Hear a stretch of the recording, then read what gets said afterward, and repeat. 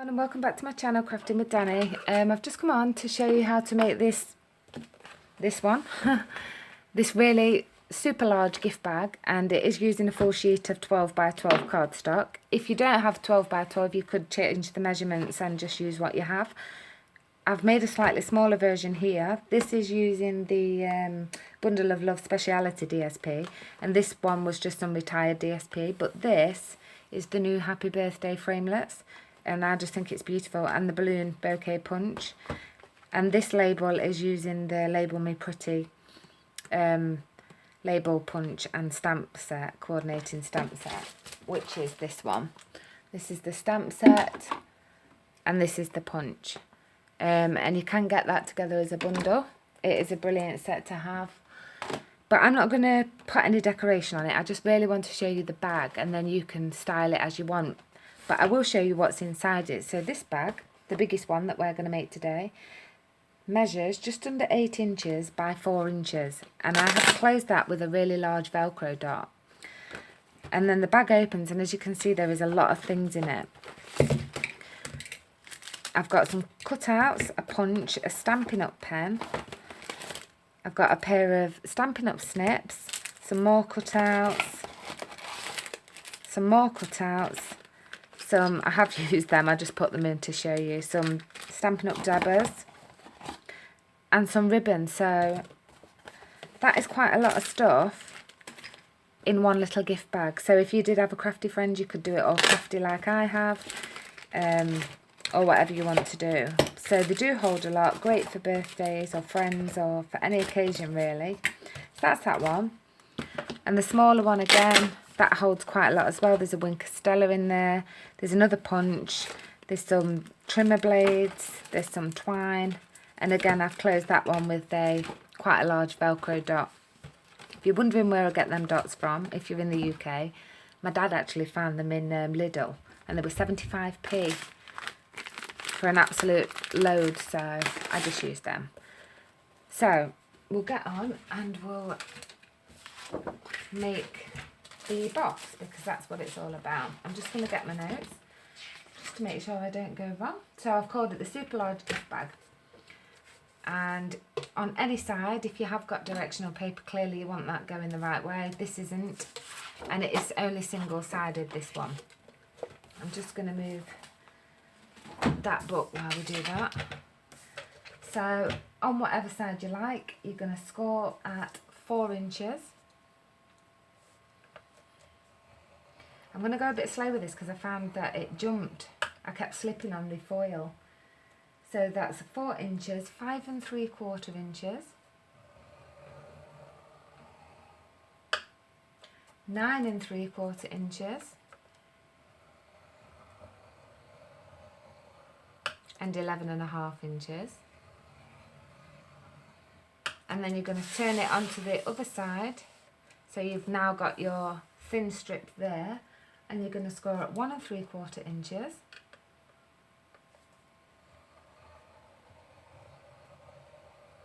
and 9.5 inches. And that is going to give us a 2.5 inch flap. The flap, so you could put the sentiment on the flap. I just quite liked the look of the larger flap. And then you're going to turn it back to where you started, and I don't think you can see, but you might see it that way. There's 2 score lines for the sides, and we're just going to go into them we're going to score at 4 7/8 of an inch. So 4 7/8, and you're just going to take it down about, oh, is that 4 7/8? 4 7/8, so I've just gone wrong there.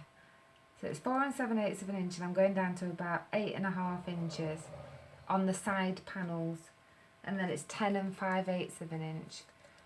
So that's 1 2 3 4 5, 10 5/8 of an inch. And again, just going down to about 8.5 inches before this very bottom flap.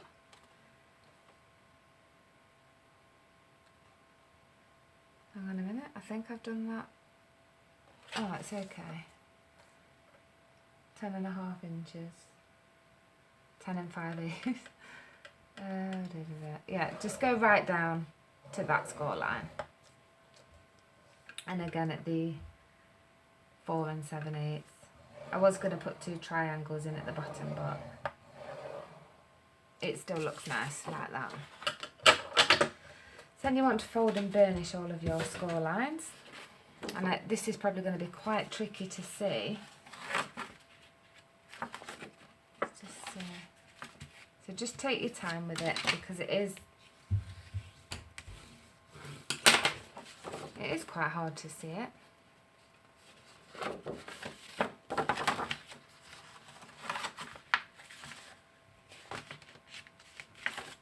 There you go. It is a bit tricky. As long as you've got them measurements, they are the correct measurements, you'll be okay. I should have demonstrated it on something a bit more seeable. I'll show you the score lines once I've scored them, so that you can see what it should look like.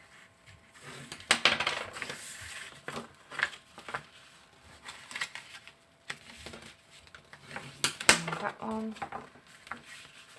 excuse me, and then the bottom one. It is really lovely paper, this. It's really, really nice, and it's thick, which is why I've been able to put so much stuff in. And then the sides, you just want to bend them in a bit. They will naturally go on their own anyway. So, if I turn it that way, you can just about see the score lines. So, your front and back panel, your side panels, and you score in the centre of your side panels. The top is a deeper flap, and the bottom is your shorter flap. And then you've got a really thin side there, which is where we're going to cut. So you want to get your scissors and cut off the bottom rectangle and notch in, and the top rectangle and notch in as well, like that. And then along the bottom, which is the thinner score line, you want to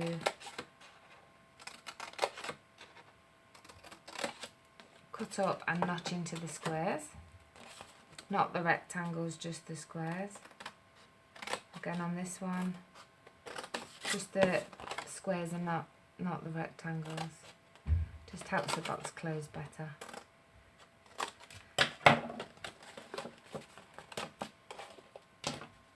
And then for the top one, you just want to find where the back is going to be. So we want to keep this. We're going to keep that tab, and we're going to get rid of all of that.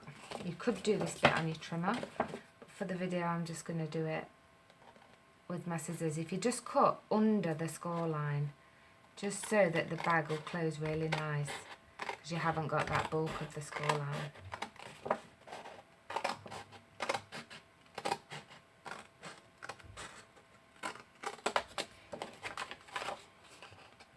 And then, this is a bit hard to see actually.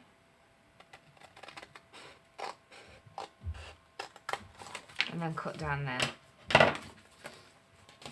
And then if you want to take a corner rounder and just round off the corners, like that. And then, so your bag should look like that. I'm just going to use some Tombow.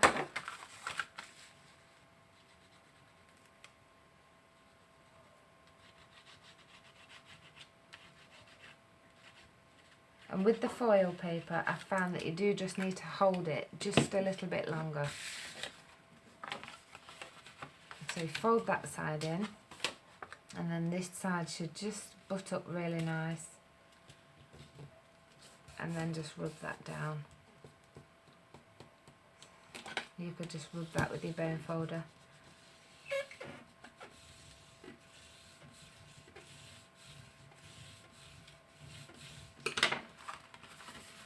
And then where we made those crease lines at the side, that bag will just close nicely. So at the bottom, you want to fold in your side flaps, the back flap, and then the front flap. Depending on how much stuff you're going to put in there, you could put extra glue on the other flaps, but just for the video, just going to do it like this.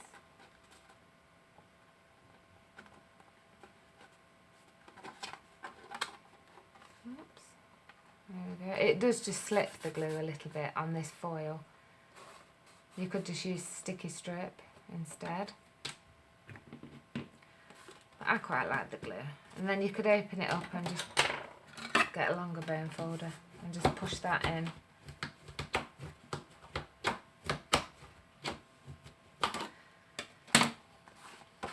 And then that is the the basis of the box made. And then your flap will come down like that. I'm just going to put a Velcro dot on. I think this paper's so nice that you don't really need to put that much on it. So I'm just going to take a big one there, and then what I do with mine is I just stick one on the top like that, and then I close the bag and I just fold that over like that, and there is our gorgeous gift bag. I just think the paper's beautiful. It's just so nice, and you don't really need anything else. And there's the smaller version, and they do hold a lot in, so they are great, for anything really, any occasion. So I hope you enjoyed that. Hope you do give it a go yourself. And that's it. So bye for now.